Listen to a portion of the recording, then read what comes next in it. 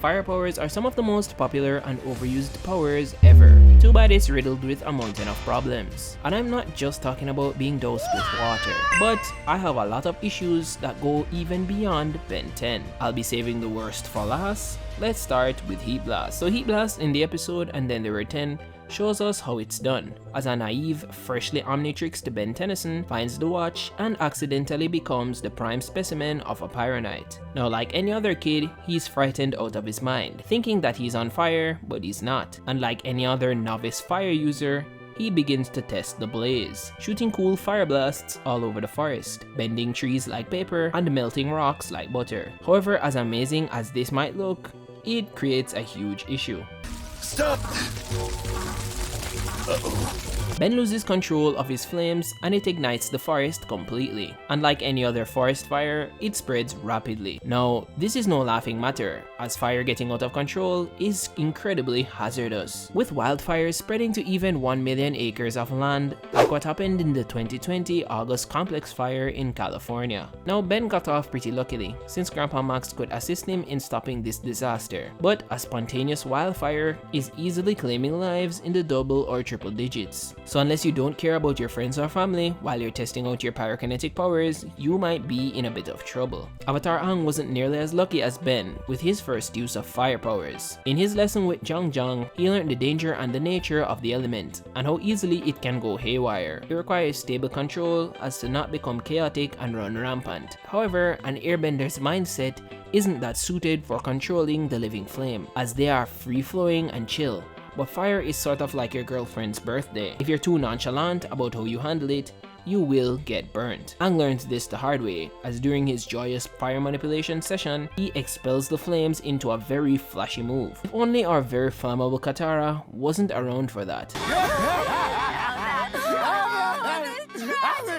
Aang's lack of control over the element nearly cost his friend something insanely permanent. She could have easily been scarred for life, or worse. Yeah, those powers are not family friendly. It requires immense concentration since it doesn't have a friendly fire setting. But let's say you actually master your concentration and you have your pyrotechnics down so well you could paint subscribe in the sky. Well, you will have another huge issue. Let's flip to this fight right here, where Ben is taking on Vilgax for the first time. Context though is that Vilgax sent many of his drones to the neighboring town in order to draw out the user of the Omnitrix. Since they are fodder, Ben is able to slice and dice them and melt the iron alien tech into a sauce. That was pretty easy, but encountering Vilgax is where the problems begin. Ben gets trapped, but he's a fire guy, so he easily frees himself and he starts whacking on the squid demon. However, his HP bar hasn't moved an inch, and Ben has been going at it like the Flash when he first spotted Doomsday. But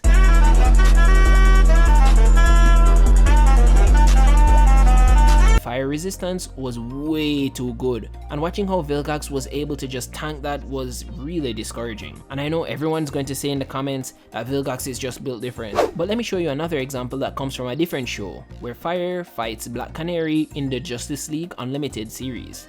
The two are in a ring match, a pretty enclosed area, which should give our green-haired Latina the advantage. The two of them are scrapping and playing a sort of cat and mouse game, where Fire is chasing down Canary and trying to tag her with a fire blast. It seems like an inevitable win for Fire, since she basically needs to hit the normal human Black Canary once and it's over.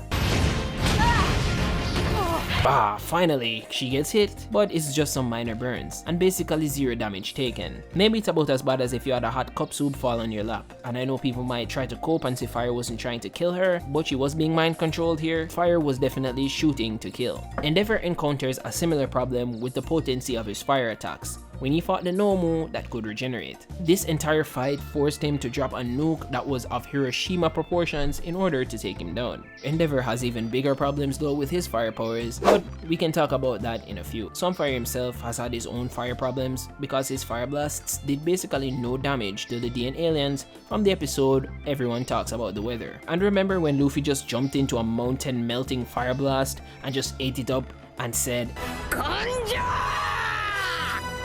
Come on man, like even Gwen's weak glass shields are blocking 10,000 degree fire blasts with no difficulty. These same shields that are like Are you seeing the pattern here? These fire powers are nothing. Besides the obvious fire resistance that a villain may have, I think these fire powers aren't depicted to be very potent in fiction because even fodder and street level characters can just straight up tank it and take negligible damage. The same resistance isn't always true for the user, and we can go back to Endeavor to find where the first moments of these problems could come from. In this epic battle against the regenerative Nomu, we can see where Endeavor had been taking on an opponent that had been designed to counter all of his abilities, since he would regenerate as long as his head wasn't damaged. Now, this boils down to being a battle of attrition that wasn't going in Endeavor's favor, as he needed to beat the Nomu before he overheated.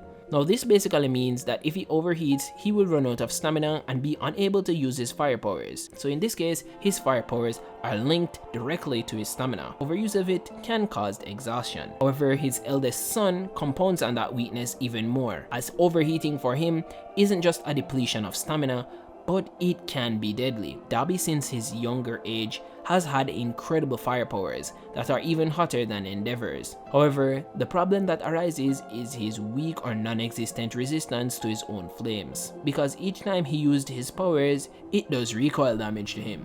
Sort of like flare blades from Pokemon. It's so bad that his flesh has even been burnt off, and he has to end up keeping his flesh stapled on. Minor spoilers for the end of the most recent season, but his own intense firepower is what he used to nearly nuke the entire city and also end himself, leaving him as an empty, burnt husk. And that lack of fire resistance hits many fire users, like Zuko, who got scarred by fire for life, Todoroki having a heat scar on his fire side of his body, Heatblast being damaged by fire from Kevin, and basically anyone in Fire Force who has lost a fight to a fire user. Having no fire resistance as a person with pyrokinetic powers is mind-boggling, honestly. Like, if a squid can tank plasma-fueled flames that's melting asphalt like butter, you'd think that anyone who has these powers would be able to do the same. It doesn't stop here though, because being unable to generate your own fire is the worst part of being a fire user. We see that prominently in mutants like Pyro, who has the innate ability to control all forms of fire with ease, even going as far as to be able to create fire constructs like he's a Green Lantern. We see that in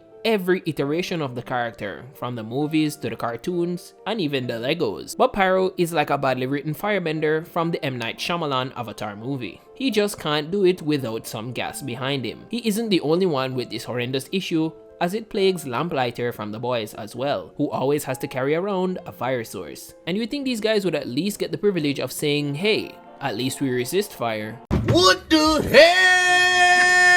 Oh my god! Nope, they are just as flammable as you or me. But I don't know what to tell you. I guess all that time learning to control it wasn't worth it after all. But hey, that's just a Galvin's thoughts on the problem with fire powers. Thank you for watching. I'm going ghost! Don't bother, because there's a serious problem with these ghost powers. Let me explain.